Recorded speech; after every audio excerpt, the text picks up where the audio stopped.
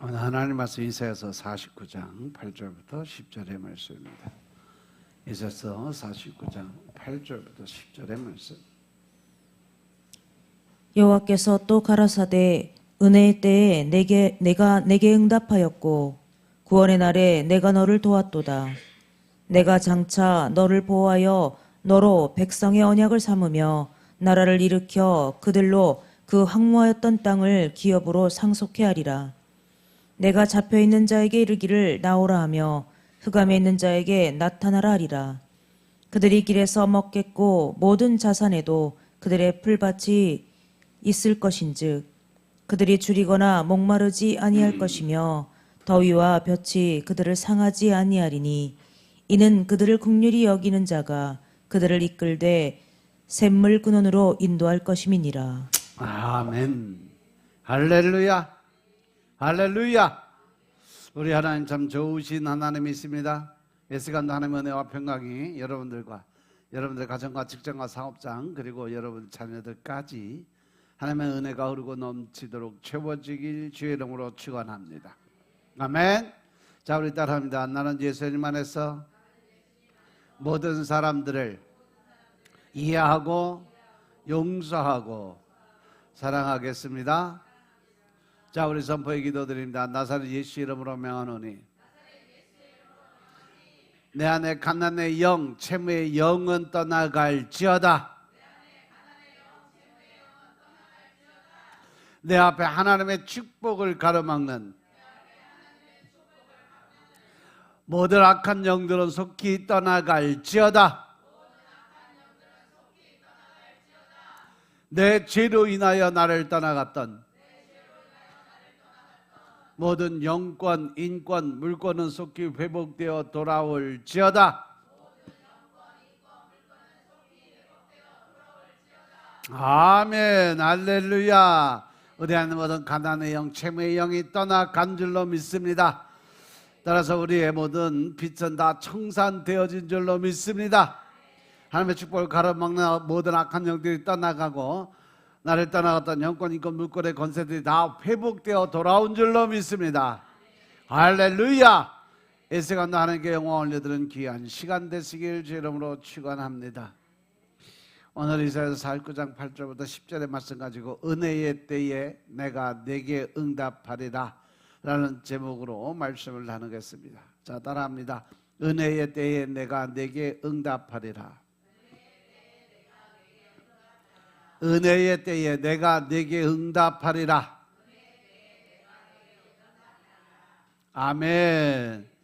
우리가 인생을 살아가면서 꿈과 희망 그리고 용기를 잃어버리면 살아갈 의욕을 상실하고 마는 거죠. 그래서 우리는 하나님이 주시는 비전과 인생의 목적을 찾아서 담대히 나아가서 나의 삶의 행복을 느끼고 알 수가 있어야 되는 거예요. 역사를 바꾼 위대한 인물들은 남보다 지식이 많거나 돈이 많거나 뭐 권력이 많아서 그렇게 된 것이 아니라는 거죠. 그들의 생애를 살펴보면 남들이 갖지 않는 분명한 꿈을 갖게 됐고 또 마음을 흥분케 하는 희망을 가졌고 할 수 있다는 용기를 가진 사람, 이란 사람이 남들보다 지식이 많지도 않고 돈도 많지도 않고 권력이 없어도 운명과 환경과 역사를 바꿔놓는 일을 하고 있었음을 깨달으시기 바랍니다. 그렇기 때문에 나는 다른 사람들처럼 좋은 대학 나오고 좋은 학력을 갖고 있지 않지만 나는 아무것도 못한다. 나는 돈이 없으니까 내가 빈손으로 뭘 할 수 있겠냐? 권력이 없으니까 나는 할 수 있는 것이 아무것도 없다. 그렇게 생각하지 마시라는 거죠. 세계를 바꿔놓은 사람들은 꿈과 희망과 용기를 가지고서 성공했지 학식이나 돈이나 권력을 가지고 성공한 사람은 아무도 없다는 것입니다. 따라서 우리가 크든지 작든지 꿈과 희망과 용기만 가지면 의미 있는 인생을 살아갈 수 있게 된다는 거 명심하시기 바랍니다. 그러면 어디서 우리가 꿈을 얻을 수 있을까요? 바로 하나님의 사랑에서, 말씀을 통해서, 기도를 통해서 하나님과 영적인 회복이 이루어졌을 때 우리는 그곳에서 꿈과 희망을 얻을 수 있다는 것입니다.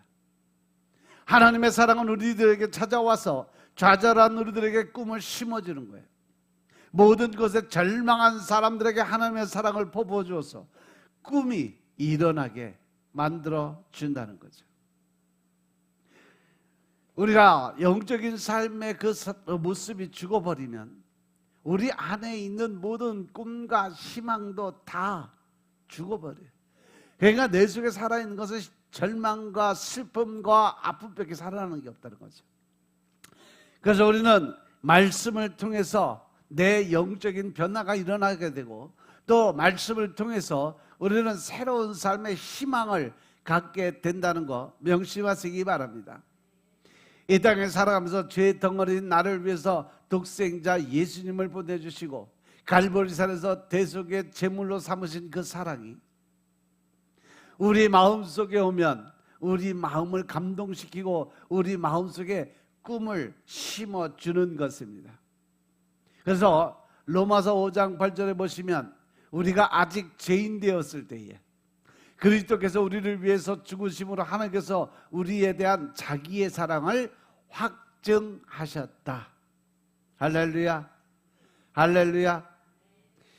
하나님이 우리를 사랑하느냐 안 하느냐 증명해라, 증명하지 마라, 그렇게 할 수 없는 것은 이미 우리가 죄인이 되어서 처참한 상황에 있을 때 우리 죄를 대신 짊어지고 예수님이 십자가에 죽으심으로 청산해 주셨기 때문에 그 이상 더 무엇을 필요로 하겠는 거죠.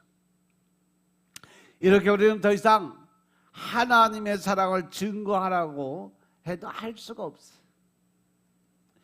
요한 1서 4장 9절 10절에 보니까 하나님의 사랑이 우리에게 이렇게 나타난 바 되었으니 하나님이 자기 독생자를 세상에 보내시면 그로 말미암아 우리를 살리려 하심이니라 그랬어요. 예수님이 이 땅에 내려오셔서 돌아가신 이유는 바로 나 같은 죄인을 살리기 위해서 대신 십자가를 짊어지고 돌아가셨다는 거죠. 그게 하나님의 사랑이에요. 하나님은 언제나 우리를 살리려고 하시고 또 복을 주기 위해서 우리를 지켜보시는 거지, 우리의 잘못을 끄집어내고 우리를 심판하고 정죄하기 위해서 계신 분이 아니시라는 거 명심하시기 바랍니다.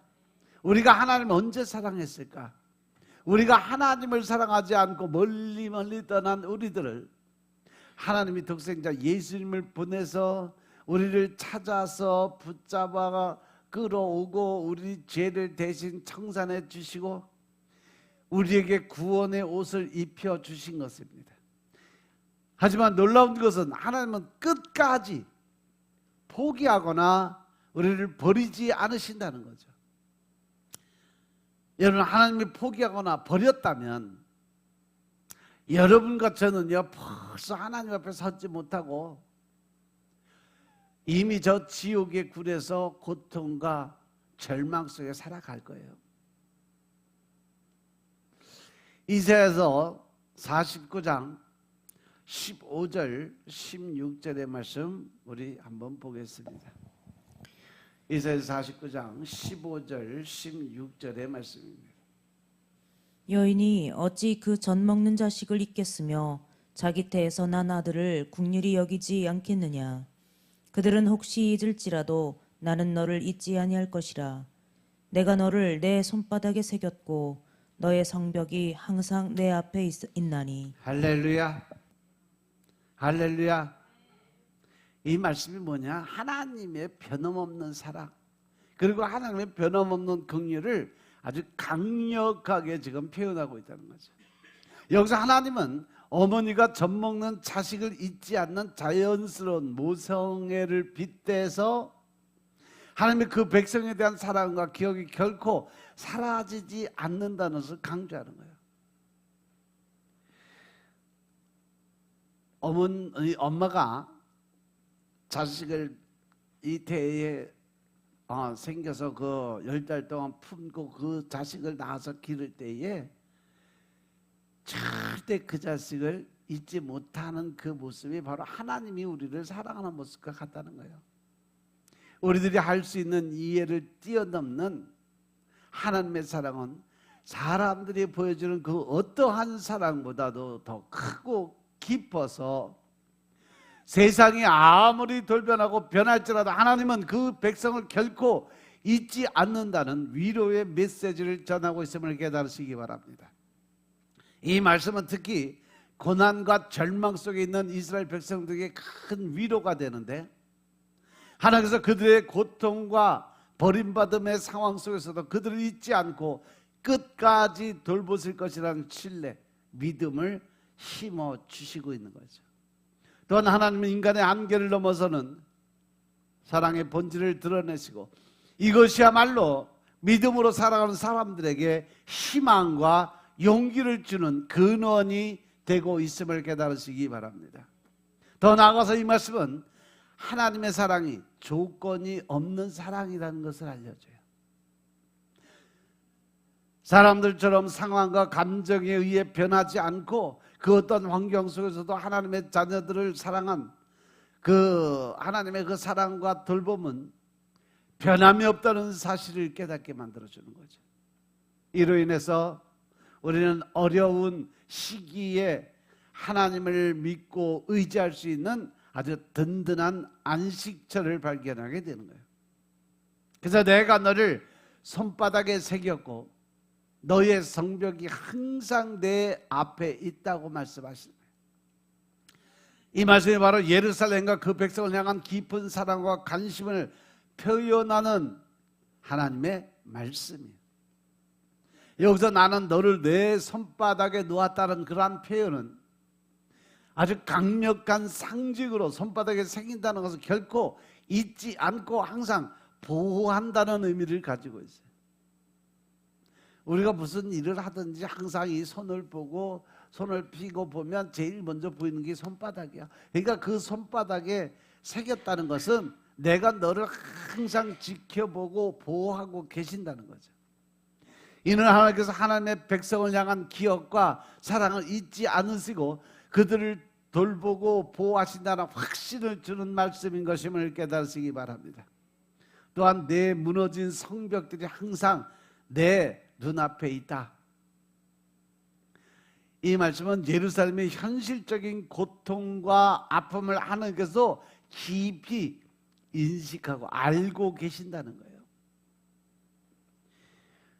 우리는 하나님을 볼 수가 없고 또 느낄 수 없는 그러한 사람들도 많이 있어요. 하지만 하나님은 그 안에서도 늘 우리를 지켜보시고 늘 보호하시는 그 자리에 서 계신다는 의미인 것임을 깨달으시기 바랍니다. 하나님의 백성의 상처와 실패 그리고 무너진 상황을 외면하지 않으시고 더 나아가서 그들의 회복을 위해서 끊임없이 관심을 가지고 계신다는 것을 우리에게 알려주신다는 거죠. 이것은 하나님의 뜨거운 자비와 긍휼을 나타내는 상징적 표현이에요.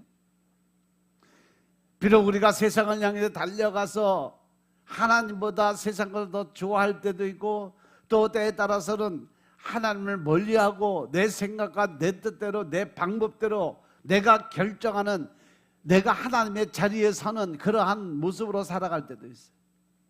하지만 하나님은 끝까지 우리를 지키고 보호하심으로 절대로 내가 너를 버리지도 않고 떠나지도 않을 것이다. 나는 끝까지 너를 지키고 보호할 것이다. 나는 끝까지 너를 책임질 것이다. 나는 끝까지 너를 인정해 줄 것이다 라고 하나님은 말씀하고 계심을 깨달으시기 바랍니다. 따라서 이 구절은 하나님께서 우리를 결코 잊지 않으시고 우리가 아무리 어려움에 처해 있을 때도 그 사랑의 손길로 가까이 계시고 우리를 향한 하나님의 계획은 절대 포기하지 않음을 알려주고 계신다는 사실 명심하시기 바랍니다. 우리가 하나님 안에서 소중한 존재임을 깊이 느끼고 깨닫고 그 사랑 안에서 안심할 수 있음을 알려주는 그러한 말씀이에요. 우리가 하나님의 말씀에 이러한 구절이 있는지 제가 새삼 느꼈어요. 너희가 젖먹는 자식을 잊지 못하는 어머니의 마음을 가진 분이 바로 하나님이다. 자기 태에서 난 아들을 긍휼히 여기는 마음을 가진, 세상에 그 누구보다 자기의 생명보다도 더 귀하게 느끼고 깨닫는 그 하나님의 마음을 우리가 알 수 있음을 깨달으시기 바랍니다. 젖먹는 어린 자식을 엄마가 못 잊는다는 것은 자기 태에서 난 아들을 불쌍히 여기지 않는 그런 부모가 없는 것처럼, 그러나 그 중에도 젖먹는 자식을 잊어버리거나 태에서 태어난 아들을 긍휼히 여기지 않는 사람들이 가끔 있다 할지라도 나는 그런 사람과 틀리다는 거죠. 나는 절대 너를 버리지도 않고 싫어 떠나지도 않을 것이다라는 거죠. 나는 끝까지 너를 책임져 줄 것이다라는 말씀이에요. 네가 아무리 못되게 굴고 네 멋대로 살고 네가 네 생각대로 모든 거 결정을 할지라도 나는 끝까지 너를 잊지 않고 너를 지키고 보호하며 기다리시겠다는 거예요. 언제까지? 내가 내 죄를 깨닫고 돌아서서 하나님 앞에 나와 무릎 꿇을 때까지. 그를 건져서 새 사람이 되게 만들어 주신다고 약속하시는 말씀인 것임을 깨달으시기 바랍니다. 내가 너를 내 손바닥에 새겨 놓았다는, 밤낮 내 손바닥 보는데 새겨 놓은 그 이름을 안 볼 수가 있냐는 거죠. 히브리서 13장 5절에 보시면 그가 친히 말씀하시기를 내가 결코 너희를 버리지 아니하고 너희를 떠나지 아니하리라 라고 말씀한 것이 기록되어 있어요. 그러니까 결코라고 말했으니까 더 이상 뭐 설명할 필요가 없다는 거죠. 절대로 너를 버리지 않고 너를 떠나지 않겠다. 그러니까 우리가 하나님을 버리거나 떠나지 않으면 하나님은 우리를 버리거나 떠나는 일은 절대 없다는 거예요. 결론은 뭐예요? 나는 너를 떠나지 않지만 내가 나를 떠나지 않아야 된다는 거예요. 하나님은 절대 이 인간 즉 사람들을 떠나지 않으시는데 사람들이 하나님을 떠나는 거죠. 그것은 에덴 동산에서 아담의 원죄부터 시작이 된 거예요. 하나님은 아담 하와를 절대 보호하고 지키시기 위해서 그 에덴 동산 한가운데 살게 만들어 주셨는데 그들 스스로가 정령 죽으리라 하는 죄를 졌기 때문에 에덴 동산에서 쫓겨난 거예요. 스스로 하나님을 떠나게 된 거죠. 그런 아담의 원죄가 지금 이 순간에도 이 땅에서 일어나고 있음을 깨달으시기 바랍니다. 아멘. 그래서 하나님은 절대 우리를 버리거나 떠나지 않는 분이시라는 거 명심하시기 바랍니다. 그러면 내가 하나님을 버리지 않고 떠나지 않는 이상은 하나님은 우리를 절대 버리거나 떠나지 않는다는 거예요. 하나님은 우리를 눈동자같이 지키시고 졸지도 않으시고 주무시지도 아니하시고 우리를 머리털까지 다 세신 바 된 하나님께서 우리를 영원히 죽을 때까지 돌보시겠다라고 말씀하고 계심을 깨달으시기 바랍니다.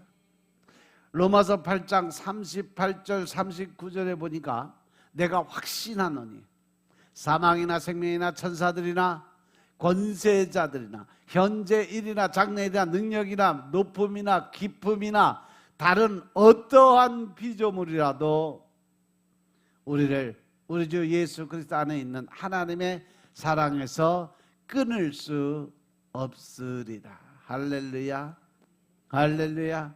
하나님께서는 우리를 어마어마하게 사랑하신다는 거예요. 그래서 우리는 참 행복하고 더 즐거운 그러한 삶을 살아야 된다는 거죠. 그런데 우리는 늘 내 앞에 현실을 바라보고 또 항상 내 입장에서만 생각하니까 이 땅에 살아가는 것이 때에 따라서는 힘들고 어려워. 때에 따라서는 실망과 절망 속에 살아가. 또 때에 따라서 내 욕심을 채우지 못하니까 그것으로 인해서 분노와 증오의 마음이 생겨. 하지만 하나님은 끝까지 우리를 참고 기다리시는 분이심을 깨달으시기 바랍니다. 이렇게 우리에게 관심을 가지고 우리를 그렇게 사랑으로 돌봐주신데도 불구하고 우리는 늘 자기 주관적인 자기 형편과 사정에 따른 결정을 하고 또 하나님의 말씀에 의지하지 않고 자기 의를 나타내는 삶을 살아가요. 그러니까 하나님은 왜 내가 너를 그렇게 돌보고 지키고 보호해 주는데도 불구하고 왜 너는 그렇게 사느냐고 물어보세요. 열매 맺는 인생을 사는 것이 하나님의 뜻대로 살아가는 건데 우리는 열매 맺기는 불구하고 오히려 그 나무를 자꾸 망가뜨리는 일을 하고 있다는 거죠. 무의미하게 쓰레기 같은 인생이 아닌 열매를 맺고 사람들에게 필요한 존재로 만들어 주겠다 하시는 이 하나님의 사랑에 의지하면 우리가 이상적인 자기의 미래를 꿈꿀 수가 있는 거예요. 그래서 우리는 하나님과 하나님의 계획 안에서 응답받는 사람들이 되어지는 거죠. 그럼에도 불구하고 우리는 늘 내 의가 앞서가요. 내 생각이 앞서가요. 말씀에 의지해서 나가야 되는데 말씀을 안 먹어. 또 기도를 드리고 하나님과 영적인 교류를 통해서 하나님의 말씀을 듣고 응답받는 것을 실현해야 되는데 기도도 드리지 않아, 말씀도 읽지도 않아. 그러니까 더 하나님 안에 들어가서 하나님과 교제를 이루어야 되는데 그 교제의 시간이 없으니까 결국 뭐예요? 하나님의 뜻대로 살겠습니다 고백을 해놓고 내 뜻대로 살아가는 거죠. 사람들의 마음속에는 항상 무엇이 있느냐? 예수님께서는 겟세마네 동산에서 기도드릴 때 모든 것을 다 포기하고 내가 십자가에 못 박혀 죽는 그 고통과 삶이 얼마나 힘들고 어려운지 알면서 할 수 있거든 이 잔을 내게서 옮겨달라고 기도를 드리고 마지막에 뭐라고 그래요? 내 뜻대로 마옵시고 하나님의 원대로 하옵소서.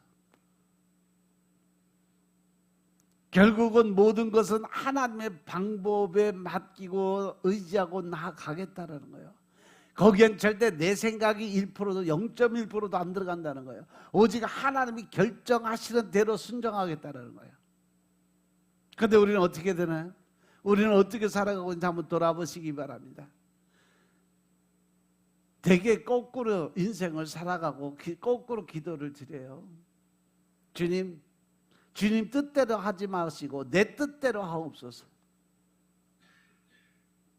내가 먼저 결정하고 내가 먼저 하나님 앞에 명령을 하는 거나 마찬가지죠. 기도의 잘못된 논리가 결국 하나님의 진노가 임하게 된다는 사실 명심하시기 바랍니다. 여러분들의 내일은 어떠한 모습이냐? 여러분 마음속에 꿈꾸는 그 사람이 내일이 되는 거예요. 내 가슴속에 자기 사진을 걸어놔야 그 사진과 같은 여러분이 내일 태어나는 거. 이것이 뭐냐? 바로 희망이라는 거예요. 소망이라는 거예요. 내가 내일을 앞으로 나는 이러한 사람이 될 거야. 나는 이렇게 살아야 돼. 나는 이렇게 사는 사람이 될 거야. 라는 마음속에 거울을 펴놓고 내 자신을 돌아보면서 그 안에 들어있는 나를 보며 살아가면 우리는 그렇게 될 수밖에 없다는 거예요. 우리 마음에 가득한 것이 바로 내가 갖는 희망이, 소망이 내일의 미래의 길을 열어주는 길인 것임을 깨달으시기 바랍니다. 따라서 우리 마음에 아무것도 없으면 결국 내일에는 아무것도 이룰 수 있는 것이 없다는 거죠. 헛개비 삶을 살아가는 거예요. 따라서 우리 가슴 속에 내일에 대한 희망과 찬란한 꿈을 그려야 되는데 이 내 가슴에 설렘과 흥분케 하는 꿈을 가져야 되는데 나를 믿어주고 또 사랑해주고 붙들어주는 하나님이 안 계시면 결국 내가 나를 무시하고 멸시하고 나를 천대히 여기는 처지에 있는 내가 꿈을 가질 수 없다라는 거죠. 뭔가 내 안에서 믿음이 있고 신뢰가 쌓여서 그것에 대한 희망과 소망을 가져야 되는데 사람이 가지고 있는 생각과 유한적인 그 어떤 능력 가지고는요 이 땅에서 이룰 수 있는 꿈이 아무것도 없어요. 그래서 우리가 하나님을 의지하는 것이고 전능하신 전지하신 그분을 우리가 믿고 나아가야 된다는 사실 명심하시기 바랍니다. 아멘. 내가 나를 무시하고 천대하고 멸시하더라도 하나님만 쳐다보고 말씀을 의지해서 나아가면 하나님은 내가 너를 사랑한다. 따라서 내가 너와 같이 갈 거야. 내가 결코 너를 싫어버리지도 않고 결코 너를 떠나지도 않을 거다. 그리고 나는 너를 이 땅에 가장 큰 나무로 키워서 가장 많은 열매를 맺기를 원하는 너의 하나님이다 라고 말씀하고 계세요. 그래서 우리가 어떠한 마음을 먹고 어떠한 생각을 갖느냐, 그것은 내가 얼마나 이 말씀을 의지하고 하나님께 기도를 드리며 하나님의 뜻을 깨닫느냐에 따라서 나의 가장 큰 희망과 소망이 살아나느냐 죽느냐가 결정이 된다는 사실 명심하시기 바랍니다. 여러분의 인생에 내일 내가 어떤 인생이 되겠다는 그림을 한번 그려보라는 거죠. 특히 자라나는 어린 자녀들에게 여러분들이 이러한 희망을 심어주고 소망을 심어주므로 그들이 하나님과 더 친하게 만들어주고 또 그들이 하나님의 말씀을 의지해서 하나님의 뜻을 깨닫게 만들어주고 그 안에서 희망을 찾고 소망을 찾게 되면 그러면 그들의 인생이 그렇게 다 변화가 될 수 있다는 사실 명심하시기 바랍니다. 아멘. 하나님의 사랑에 의지하면 이상적인 자기 미래를 꿈꿀 수가 있어요. 최고의 이상적인 자기를 마음에 꿈꾸는 사람은 가장 최고의 인생을 살아가는 그러한 길에 서 있다는 사실 명심하시기 바랍니다. 시편 103편 8절에 보시면요, 여호와는 긍휼이 많으신 분이라고 그랬어요. 은혜로우신 분이라고 그랬어요.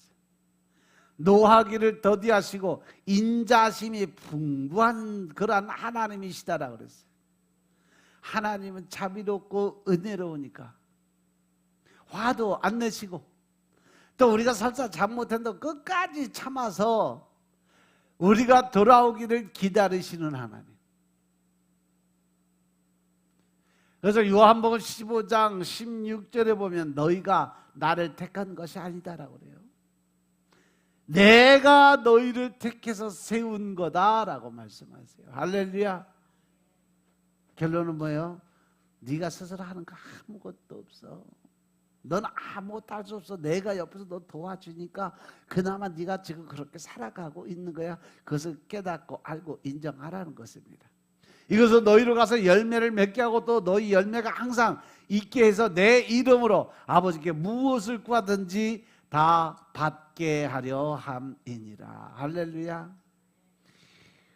여러분들이 열매를 맺고 우리 주님께서 도와주셔서 아버지에게 여러분이 무엇을 구하든지 받게 하기 위한 것, 이 말씀을 안에 내면에 들어가서 살펴보면 결국은 우리가 무엇을 구하든지 무엇을 원하든지 하나님의 이름으로 예수 그리스도와 동행하는 성령님의 인도하심 속에 들어가서 하나님을 만나게 될 때 우리의 모든 꿈이 이루어질 수 있다는 사실이에요.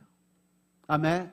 사람들이 여러분들을 평론하지 말게 하시기 바랍니다. 여러분의 가슴속에 열매를 맺을 수 있는 꿈을 주님께 기도를 드림으로 해서 꿈과 희망과 소망을 받으시길 주 이름으로 축원합니다. 여러분 가슴속에 열매 맺을 수 있는 꿈을 주님께 기도를 드리면 하나님께서 반드시 그 꿈을 이루어 주시는 분이심을 믿으시기 바랍니다. 왜냐하면 하나님의 능력은 가장 나약한 자를 들어서 가장 높은 자리, 가장 강건하고 가장 높은 자리에 세워주시는 하나님이심을 믿으시기 바랍니다. 약한 자를 강하게 만들어주시는 분, 그분이 바로 내 아버지이고 우리의 하나님이심을 믿으시기 바랍니다. 하나님은 우리의 연약함을 아시고 항상 우리와 함께 하시고 보호해 주시고 능력을 주셔서 약한 자를 강하게 하시는 분이심을 믿으시기 바랍니다. 하나님의 사랑이 우리에게 꿈과 희망을 심어주는 거예요. 하나님의 사랑이 꿈과 희망을 심어주니까 여러분 꿈과 희망을 안 가진 사람은 아무도 없어야 돼요. 예수 믿는 사람들은 최소한 내 안에 가지고 있는 꿈과 희망이 내가 잘 먹고 잘 사는 그러한 꿈과 희망이 아니라 하나님의 이름을 높이고 하나님의 살아가심을 증거하고 예수 그리스도의 구속과 대속의 은혜를 전할 수 있는 그러한 능력으로 변해야 된다는 거죠. 사형수였던 어느 무명 시인이 하나님을 만나서 변화되니까 그가 새로운 전도자의 역할을 하면서 쓴 시가 하나 있어요. 10번, 100번 죽어도 싼 죄인인데 주님께서는 버리는 것 하나 없이 용서해 주셨습니다. 세상은 법을 어겼으니 법대로 죽으라 했는데 사형수예요. 주님은 저보고 다시 살라고 하십니다. 제가 아픔과 슬픔만 드렸는데 다시 한번 시작해 보라고 생명의 문을 열어주셨습니다. 이 은혜 어찌 갚아야 하나요? 무엇으로 보답을 해야 하나요? 가진 것 없어 드릴 것이 없는데 덤으로 주신 삶 이제 나를 죽이며 이 생명 다하는 그날까지 주님만 사랑하며 살렵니다. 사형수에서 주님을 만나 변화가 돼서 이 감형이 돼서 사형에서 무기수로 떨어지고 무기수에서 계속 그 옥중에서 눈물로 회개하고 많은 영혼을 구원하는 전도자의 역할을 했던 사형수였다 예수님을 믿고 교도소에서 재소자들을 전도하기 시작한 바로 김진태 씨가 쓴 글입니다. 그가 1992년도에 사형 선고를 받고 수감 중이었는데 한 목사님으로부터 예수 그리스도는 당신을 영원히 살릴 수 있습니다라는 이 말씀이 와서 팍 박힌 거예요. 나는 내일 죽을지 모레 죽을지 모르는데 예수 믿으면 영원한 삶을 살 수 있게 만들어 주신다. 그분이 바로 예수님이다라는 이 말씀을 듣고 사형 날짜만 기다리고 있던 그가 기쁜 소식으로 받아들이고 인정을 한 거예요. 어느 정도가 변화됐냐? 며칠 후면 그는 사형에서 자신이 매달려야 될 밧줄이 어느 날 꿈을 꾸고 환상이 열려서 보는데 자기가 사형 당해야 될 그 목줄에 예수님이 걸려서 하늘로 올라가는 모습이 보여졌대요. 자기가 당할 사형수의 밧줄에 예수님이 달려서 올라가는 것을 본 거예요. 그는 그 꿈을 꾸고서 잠에서 깨어나서 무릎을 꿇고 독방에서 사흘 밤낮을 엄청나게 소리를 내면서 울어 제꼈어요. 그것이 바로 회개가 터져서 회개 눈물을 흘린 거예요. 그리고 이렇게 고백을 합니다. 예수님, 저는 아버지를 죽인 죄인입니다. 친아버지를 죽였습니다. 저는 아버지를 살해한 죄인입니다. 용서해 주옵소서. 나 같은 하찮은 죄인을 위해서 예수님이 대신 십자가에 못 박혀 돌아가는 것을 이제서야 깨닫게 되어 있습니다. 예수님, 이제부터 저는 예수님만을 위해서 살아가겠습니다라는 고백을 드려요.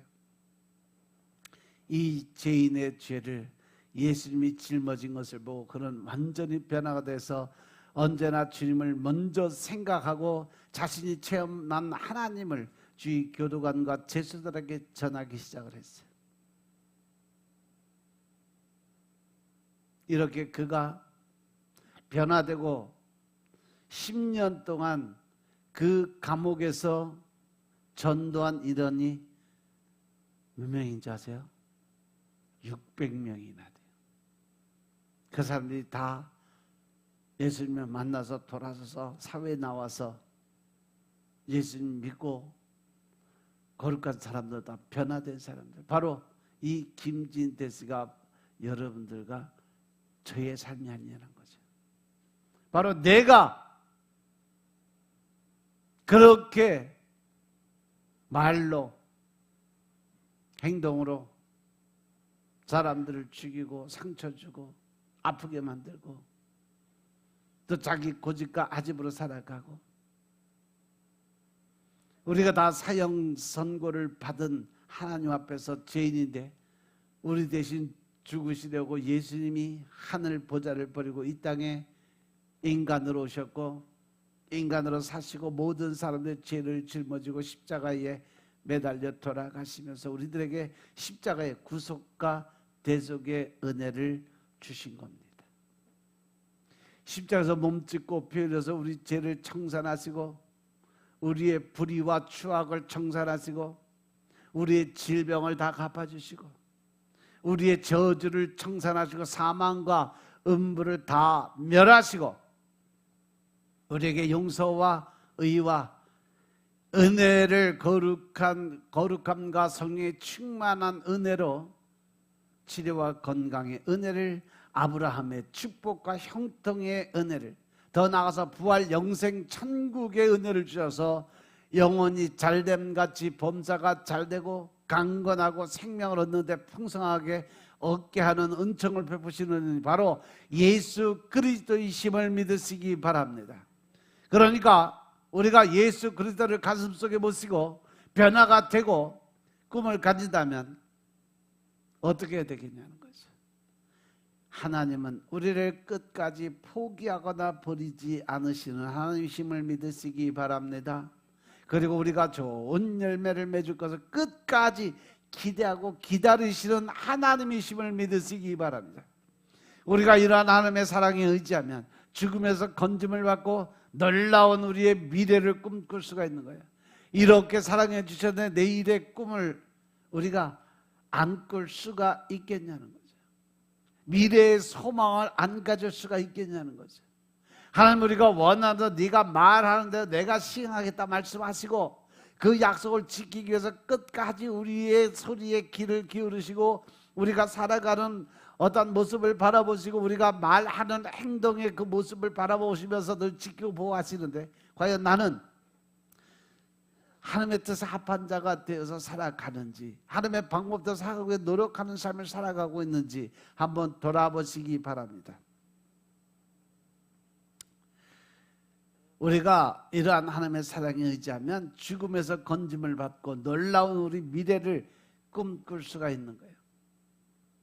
하나님의 사랑은 우리가 인생의 좋은 열매를 맺을 것을 끝까지 기대하고 계심을 깨달으시기 바랍니다. 사람들은 다 우리에 대한 기대를 버리고 내 자신조차도 나에 대한 기대를 버려도 하나님은 절대로 우리를 포기하지 않는 분이심을 믿으시기 바랍니다. 귀엽고 가치 있는 좋은 열매를 맺게 만들어 주시는 분이심을 깨달으시기 바랍니다. 또한 하나님은 우리에 대한 소망과 희망을 버리지 않으세요. 끝까지 우리가 잘 될 것을 믿어주시고 끝까지 우리가 잘 되는 길로 인도해 주시고 끝까지 우리를 책임져 주시는 분이 우리의 아버지 하나님이심을 믿으시기 바랍니다. 그러므로 이 하나님의 사랑에 의해서 우리는 미래를 꿈꿀 수가 있는 겁니다. 진짜로 꿈을 꿀 수가 있어요. 여러분, 꿈이 없는 사람은 하나님께서 뭐라고 그랬어요? 꿈이 없는 백성은 망한다 그랬어요. 여러분들이 여러분들의 자녀가 잘 되기를 원하고 그 자녀가 성공하기 원하신다면 그들에게도 꿈을 갖게 만들어줘야 되고, 또 여러분들도 그러한 꿈을 갖고 끊임없이 하나님과 교제하고 기도드리고 그들 그 길로 갈 수 있도록 인도해 주는 게 여러분들의 부모들의 책임이고 또 하나님의 명령인 것임을 깨달으시기 바랍니다. 자녀들에게 꿈과 희망이 없게 만들어준 것, 그만큼 내가 하나님 앞에 내 책임을 소홀히 했다는 것을 증명하는 거나 마찬가지예요. 그래서 자녀들에게 늘 말씀으로 또 하나님 예수님의 그 뜻을 전하고 하나님의 뜻을 전하고 그들이 변화되게 만들기 위해서 아침 저녁 말씀으로 강론하라고 그랬잖아요. 그들이 앉든지 서든지 누워있든지 항상 말씀으로 강론을 해서 그들이 말씀으로 무장될 수 있도록, 그들이 말씀으로 꿈과 희망을 가질 수 있도록 늘 그들에게 하나님의 말씀을 알려주고 깨우쳐 줘야 되는 것이 부모의 책임인 것임을 깨달으시기 바랍니다. 따라서 우리가 꿈을 마음속에 간직하고 사는 여러분들과 여러분의 자녀들이 되시길 주 이름으로 축원합니다. 그리고 우리 안에 성령님이 오시면 우리에게 그 성령님을 통해서 우리에게 이렇게 소망을 주시는 거예요. 희망을 주시는 거예요. 즉 다시 말해서 우리의 꿈과 희망과 이 소망을 갖기 위해서는 내 안에 누굴 모셔드려야 된다? 성령 하나님을 모셔드려야 된다. 즉 다시 말해서 성령 세례를 받지 않으면 결국 우리는 하나님과 교제가 될 수 없다라는 거죠. 성령님께서 운행하시면 새로운 삶과 세계가 이루어지는 것이에요. 성령님은 좋은 곳에 오시지 않아요. 공허하고 혼돈하고 흑암이 기쁨 위에 있을 때, 내가 가장 힘들고 어려운 자리에 앞뒤 사방 다 막혀서 아무것도 할 수 없을 때 성령님은 그곳에 새로운 질서와 생명과 아름다움을 갖다 주기 위해서 우리 안에 들어와서 운행을 시작하시는 거죠. 따라서 창세기 1장 1절로 3절에 보니까 태초에 하나님이 천지를 창조하시고 땅이 혼돈하고 공허하고 흑암이 깊음 위에 있고 하나님의 영원 수면 위에서 운행을 하셨다라고 기록이 되어 있어요. 그리고 나서 하나님께서 말씀하십니다. 빛이 있으라 하니 빛이 있었고, 할렐루야. 그리고 궁창이 생겨나고 바다와 땅과 식물이 생겨나고 해와 달과 별들이 생겨나고 새와 물고기와 동물들과 사람이 생겨났어요. 천지가 새롭게 변화되어 버리고 만 것임을 깨달으시기 바랍니다. 따라서 성령님께서 우리 안에 들어오시면 이러한 역사를 다시 재탄생시킨다는 거예요. 2000년 전 오순절날 성령이 임하는 것은 새로운 삶과 새로운 세계를 만들기 위한 하나님의 계획 안에 있었음을 믿으시기 바랍니다. 예수님의 십자가에 못 박혀 죽이는 흉악한 세상을 누가 변화시켰냐는 거죠. 그러나 예수님께서 예루살렘을 떠나지 말고 내게서 들은 바 아버지 약속하신 것을 기다려라. 좋은 날은 반드시 온다. 그 좋은 날이 올 때까지 기다려라. 그때가 언제요? 바로 성령이 너희 안에 임하게 되는 날, 우리가 성령의 세례를 받는 날, 그날이 바로 좋은 날인 것임을 깨달으시기 바랍니다. 복음 자체가 좋은 소식의 굿뉴스예요. 따라서 그 복음을 받아들이는 우리는 늘 좋은 날들, 좋은 희망이, 좋은 꿈이 우리 안에 심어지게 된다는 사실을 명심하시기 바랍니다. 사도행전 1장 8절에 오직 성령이 너희에게 임하시면 너희가 권능을 받고 예루살렘과 온 유대와 땅 끝까지 이르러 내 증인이 되라. 하나님 말씀하셨음을 깨달으시기 바랍니다. 그래서 성령님께서 운행하시고 역사하시는 곳에 교회가 서고 성도들이 생겨나고 새로운 문명이 일어나고 질서가 생겨나고 아름다운 삶이 이루어지게 되는 것임을 믿으시기 바랍니다. 우리가 가장 불모지라고 이야기하는 그 북한이 변화되는 것도 성령님이 개입하시면 반드시 이루어지게 된다는 사실을 명심하시기 바랍니다. 우리가 기도드리고 전도를 하면 복음이 북한으로 들어가게 되고 북한을 변화시키는 거예요. 지금도 계속 북한 선교는 이루어지고 있어요. 보이지 않게.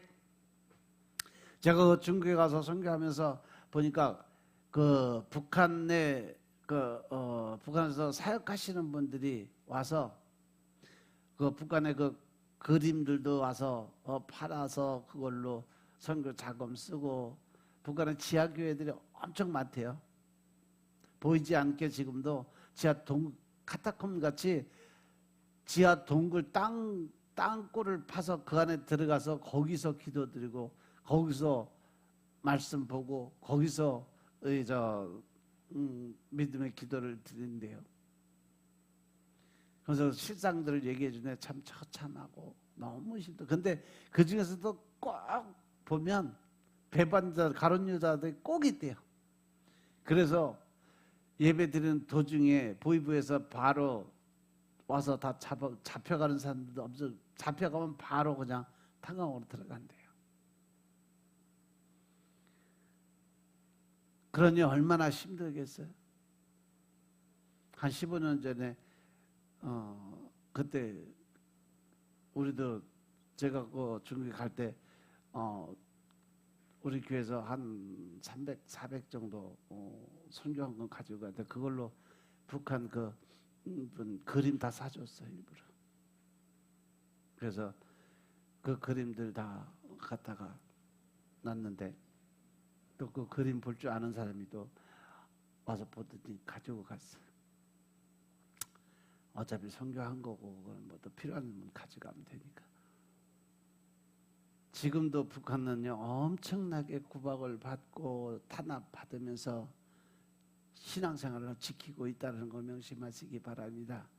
우리가 너무 편안하게 즐겁고 행복하게 신앙생활을 하니까 하나님의 사랑을 진짜 깨닫지 못하는 것 같아요. 그 간절한 소망이 없는 것 같아. 그러니까 내 멋대로 신앙이 자라는 거예요. 복음이 들어가서 성령의 바람이 불면 변화가 안 될 수가 없어요. 왜냐하면 우리가 성령님과 싸울 수 있어요? 절대 못 싸워요. 성령님한테 대들어 봐야 누구 손에다? 내 손에다. 근데 성령님은 눈에 안 보이잖아요. 눈에 안 보이지만 성령님은 우리의 인생을 변화시키는 가장 근본적인 힘이 된다는 사실 명심하시기 바랍니다. 그래서 고린도전서 3장 16절에 보면 너희가 하나님의 성전인 것과 하나님의 성령이 너희 안에 거하는 것을 알지 못하느냐라고 말씀하셨어요. 그러므로 여러분 한 사람 한 사람은 굉장한 존재예요. 여러분 속에 성령님이 계신 것입니다. 마음속에 성령이 계시면 성령님은 여러분 그 안에 피할 수 없이 여러분의 꿈과 희망과 환상을 보여준다는 거죠. 더 나은 꿈, 더 나은 환상, 더 많은 꿈과 환상이라는 것은 희망을 주는 거지, 희망이 없는 꿈과 환상이 무슨 필요가 있겠냐는 거예요. 그래서 더 나은 꿈과 환상은 성령님께서 우리에게 주는 선물인 것임을 깨달으시기 바랍니다. 사도행전 2장 17절 18절에 보니까 하나님 말씀하시기를 말세에 내가 내 영을 모든 육체에 부어주리니 너희 자녀들은 예언할 것이고 너희 젊은이들은 환상을 보고 너희 늙은이들은 꿈을 꾸리라. 그때 내가 내 영을 내 남종과 여종들에게 부어주리. 그들이 예언할 것이요. 할렐루야, 할렐루야. 이 말씀이 어디에 있어? 요엘서 2장 28절 29절 말씀이에요.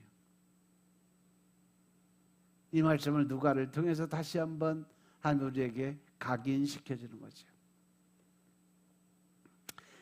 예언이란 내일에 대한 말을 하는 거예요. 그러면 내일에 대해서 무슨 말을 할까? 환상과 꿈을 보여주겠다. 즐거운 환상과 꿈, 희망을 주는 것이 성령 하나님의 역사인 것임을 깨달으시기 바랍니다. 하나님의 성령이 오신 꿈과 환상을 주세요. 그리고 내일에 대한 이해력을 마음속에 허락해 주십니다. 그러므로 성령이 오셨다는 것은 하나님으로부터 새로운 꿈을 받았다라는 거예요. 희망을 받았다라는 거예요. 그것을 내가 인정하고 받아들일 때 하나님을 볼 수 있는 영안의 눈이 띄어져서 환상이 보여지게 되는 거예요. 여러분 가운데 꿈과 환상이 없는 사람이 아무도 없어요. 왜냐? 모든 육체에 성령을 부어주셔서 이미 우리에게 기름 부음이 있었음을 깨달으시기 바랍니다. 그래서 성령님이 여러분 속에 계시는데 그 성령님이 바로 여러분에게 꿈과 희망과 환상을 주는 분이심을 깨달으시기 바랍니다. 그러므로 성령이 오시면 개인적으로나 집단적으로 희망적인 꿈, 희망적인 환상을 주게 되는 겁니다. 그러므로 항상 여러분 스스로 결정하지 말고 여러분 속에 계신 성령님의 음성의 귀를 기울이는 여러분들 되시길 주님으로 축원합니다. 그러면 내 안에 계신 성령님의 음성을 듣기 위해서 우리가 무엇을 해야 된다? 기도를 드려야 된다. 하나님과 만날 수 있는 기회를 만드는 거죠.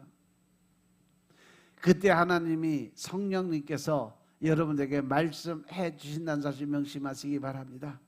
요한복음 16장 13절에 보니까 진리의 영 성령이 오시면 그가 너희를 모든 진리 가운데 인도하시리니 그가 스스로 말하지 않고 오직 들은 것을 말하며 장래일을 너희에게 알리시리라. 할렐루야.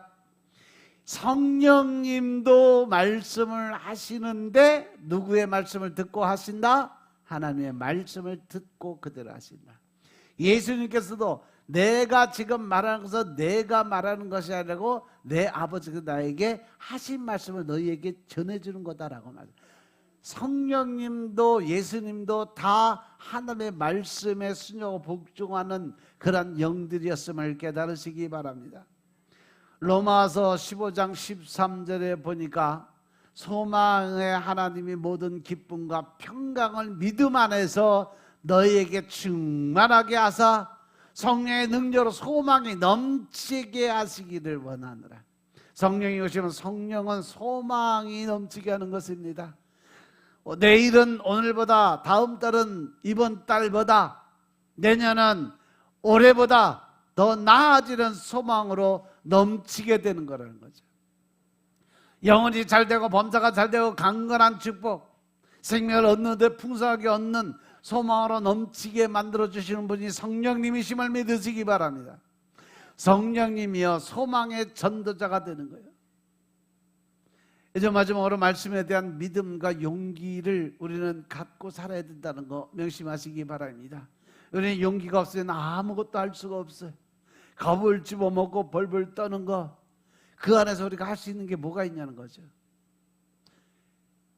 왜 내 안에 두려움이 들어오느냐? 바로 내 안에 믿음이 없기 때문에 그래요. 왜 근심 걱정이 오고 생각의 영으로 혼돈 속에 빠지느냐? 내 안에 굳건한 신뢰, 믿음이 없기 때문인 것임을 깨달으시기 바랍니다. 믿음이 있어야 용감하게 되고 믿음이 있어야 담대한 일을 할 수가 있게 되는 겁니다. 나는 알 수 없지만 내 안에 계신 성령님을 통해서 우리는 모든 것을 알 수 있다는 확신의 믿음을 가지시기를 축원합니다. 그런데 성경의 말씀을 우리가 믿어야 마음의 답답함을 떠나보내고 담대함을 얻을 수 있는 거지, 다른 것을 믿어서 우리가 담대함을 얻을 수 있는 건 아무것도 없다는 사실 명심하시기 바랍니다. 하늘과 땅을 지으신 하나님의 말씀을 믿으면 우리가 강하고 담대한 마음을 가질 수 있어요. 사람의 마음은 헤아릴 수 없지만 믿을 수가 없을 때가 더 많다는 거죠.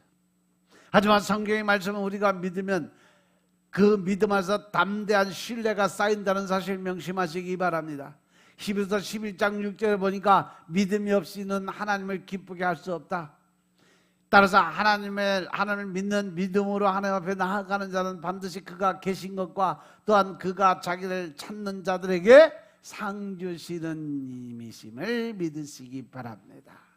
할렐루야. 주님은 빈손 들고 우리를 내보내지 않습니다. 상 주시는 하나님인 것임을 믿으시기 바랍니다. 여러분, 상 받는 거 다 좋은 일 아니요? 잘한 사람들에게 주는 것이 상이에요. 학교 가서 공부 잘하고 상 받으면 얼마나 좋아요. 성령님은 우리에게 상 주시길 원하시는 분이심을 믿으시기 바랍니다. 여러분들 예수님을 믿기만 하면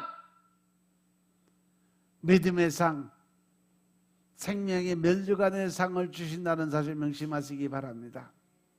그래서 로마서 10장 17절의 말씀처럼 믿음은 들음에서 나고 들음은 그리스도의 말씀에서 말미암느니라. 할렐루야. 믿음이 없다고 하는 사람은 말씀을 안 읽고 말씀을 안 듣기 때문에 믿음이 안 생기는 거예요. 왜냐하면 말씀은 믿음을 생산하는 씨앗과 같은 거죠. 성경을 읽으면 믿음이 생겨나요. 설교를 들으면 믿음이 생겨납니다. 왜 믿음의 씨앗을 심으는데 그 믿음이 안 자랄 수가 있겠냐는 거죠. 결국은 자라지 않는 것은 뭐예요? 심지 않았기 때문에 자라지 못한다는 거죠. 그런데 우리가 마음에 믿음이 생기면 믿음이 마음의 불안과 공포를 이기게 만들어줍니다. 우리가 살면서 불안과 공포가 안 생길 수는 없어요. 우리가 이 세상 사는데 어디 가도 불안이 있고 공포가 있어요. 그러나 이것을 극복할 수 있는 것이 뭐예요? 믿음입니다. 그 믿음은 어디서부터 온다? 말씀에서, 기도로, 하나님과 영적인 교류, 하나님과 화목하는 자리에 우리가 그것이 있게 됨을 믿으시기 바랍니다. 우리가 늘 병도 들어 병을 늘 이겨나는 거죠. 가난도 다가옵니다. 이것도 이 가난도 이겨낼 수 있는 힘은 오직 예수 주님이 주시는 그 믿음 안에서 모든 걸 이길 수 있다는 사실 명심하시기 바랍니다. 그래서 우리가 예수 그리스도를 믿는 믿음으로 운명과 환경을 이길 수 있는 힘이 생긴다는 사실 명심하시기 바랍니다. 그래서 하나님께서 사도 바울을 통해서 고린도후서 4장 7절부터 10절의 말씀 보면 우리가 사방으로 우겨 싸움을 당하여도 쌓이지 아니하고 답답한 일을 당하여도 낙심하지 아니하고 할렐루야. 박해를 받아도 버림받 되지 아니하고 거꾸로 팀을 당해도 망하지 않고 우리가 항상 예수 죽음의 몸에 짊어지면 예수의 생명이 또한 우리 몸에 나타나게 하려 함이니라. 할렐루야. 그게 모두 다 극복하는 것을 말하지 안 당하는 것을 말하지 않는다는 거죠. 항상 사망의 음침한 골짜기를 지나는 것이 우리는 인생입니다.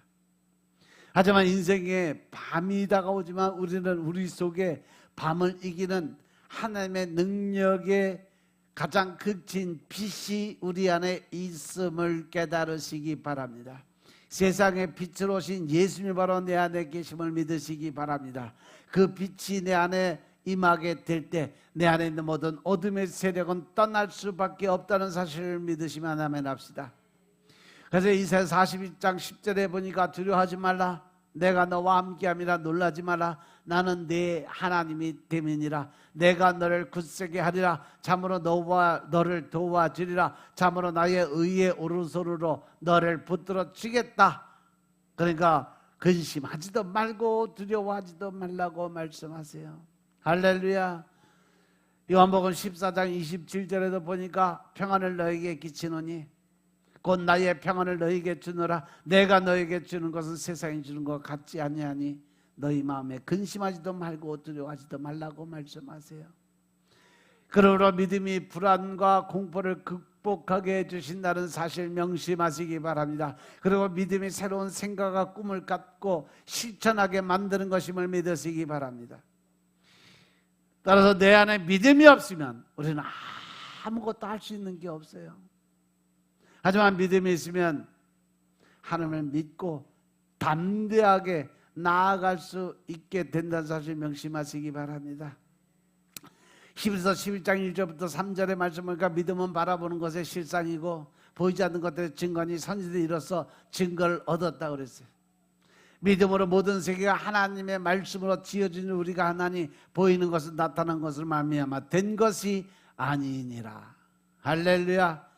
우리가 믿음이 있으면 그 믿음이 눈에 아무 증거 안 보이고 귀에 아무 소리 안 들리고 손에 잡히는 것이 없어도 그것이 담대하게 꿈을 실천할 수 있게 만들어주고 새로운 기적이 일어나게 만들어주는 것임을 깨달으시기 바랍니다. 성경 하나님의 말씀에는요 인생을 살리는 꿈이 있어요. 따라서 하나님의 말씀이 성경과 친해지면 우리 안에 꿈이 생길 수밖에 없어요. 말씀을 믿어서 담대하게 됨으로 인해서 믿음으로 나아갈 때 우리는 새로운 생각과 꿈을 품고 이것을 위해 열정을 다할 수 있게 된다는 사실 명심하시기 바랍니다. 우리 마음은 새로운 세계를 지을 수 있는 꿈과 희망과 용기를 수용할 수 있는 보고요. 꿈이 있고 희망이 있고 용기만 있으면 새로운 세계를 마음속에 그리고 그 꿈과 희망을 성령으로 말미암아 주님이 주시는 꿈과 희망을 가지고 그 다음에 믿음으로 담대하게 용기를 가지고 그 모든 것을 이루어 갈 수 있음을 믿으시기 바랍니다. 이 마음이 갈보리 십자가를 바라볼 때 모든 보배와 함께 임하는 그릇이 되는 거예요. 그래서 사랑도 희망도 믿음도 모두 다 갈보리 십자가의 열매로 나타나게 된다는 사실 명심하시기 바랍니다. 우리가 십자가에 못 박혀 몸짓고 피 흘린 예수 그리스도를 바라볼 때 그 안에서 하나님의 사랑이 넘쳐나고 그 안에서 성령이 폭포수와 같이 임해서 여러분의 꿈과 희망으로 채워주시고 그 안에서 믿음이 넘쳐나게 용기와 희망을 주시는 것임을 믿으시기 바랍니다. 돈이 없어도 권력이 없어도 명예가 없어도 그런 것은 큰 문제가 되지 않아요.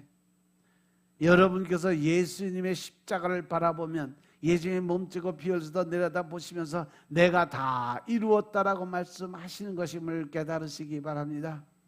내 죄악을 다 정산하시고 하나님의 사랑을 폭포수와 같이 부어주시는 분이 하나님의 사랑인 것임을 깨달으시기 바랍니다.